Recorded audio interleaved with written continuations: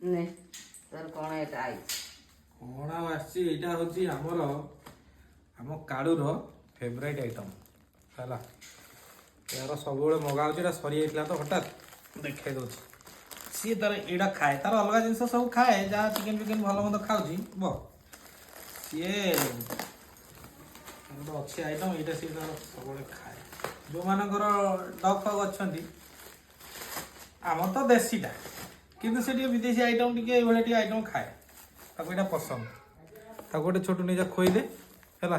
ଆଉ ଯେଉଁମାନଙ୍କୁ ଦରକାର ଆପଣମାନେ ଅର୍ଡ଼ର କରିପାରିବେ, ଏଇଟା ବହୁତ ଖୁସି ସେମାନେ ଖାଆନ୍ତି। କାହିଁକି କହିଲେ ଏଇଟା ପୁରା ଆଇଁଷିଆଟା। ଏଇଟା ମଟନଟା, ଏଇଟା ମଟନଟା, ଆଉ ଏଇଟା ଭେଜଟା।